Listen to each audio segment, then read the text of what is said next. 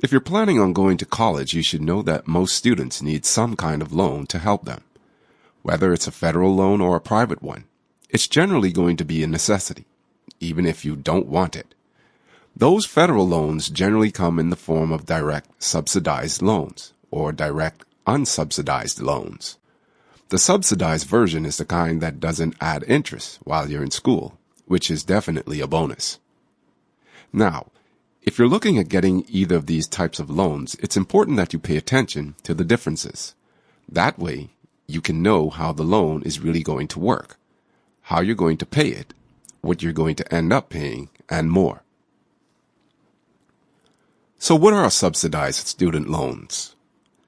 A direct subsidized loan has an interest rate that's set by the government, which means you don't need to have any specific credit score, and you also don't need to worry about the rate changing at all.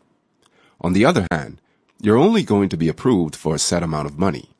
That's because you have to be eligible based on financial need. Your FAFSA form is going to be the best way to find out what you qualify for here. The federal government will look at your FAFSA and will then decide just how much financial need you have.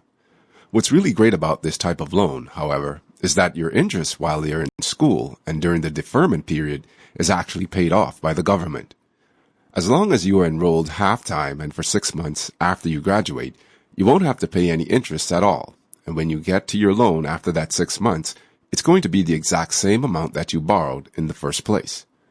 Once that deferment period ends, though, you're going to be responsible.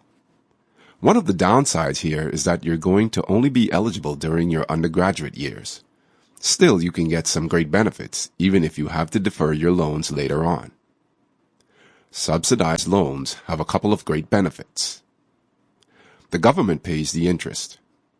This is definitely the biggest benefit and the best way that you're going to save money on your loan. You're not going to have to pay the interest that accrues during the time that you're in school or for the first 6 months after you graduate or stop attending. This could actually save you thousands of dollars depending on the amount of money you get. Lowered interest. This type of loan is going to have a low interest rate, and that rate can't go up during the life of the loan. Plus, it doesn't matter what your current credit score is or what your history is like with other types of loans. You'll still get the same rate, which in 2019 is 5.05%. Protection during hardship. If you fall on some hard times and you need to defer your loan, you're going to have the opportunity to do so with this type of loan. You'll also have interest paid for you during certain periods, including during eligible deferments and forbearance. Plus, some repayment plans will pay the interest for you as well, which means you can get a whole lot of assistance. On the other hand, you should always consider the drawbacks. Getting approved. In order to get these loans, you have to be enrolled at least half-time, and you need to be going to a school that participates in the program.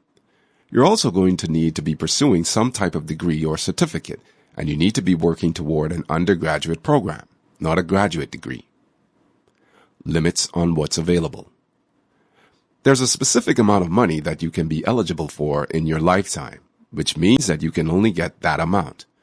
The amount also varies based on what year you're in for your schooling.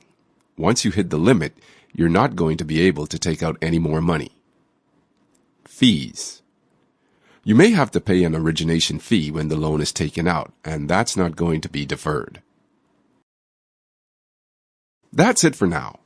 On our website, you can find more posts, as well as calculators and other financial tools. Subsidized or unsubsidized? Which one of them works better for you?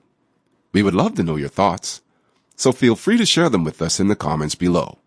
I hope you enjoyed it, and don't forget to subscribe to our channel to get the best financial videos for free.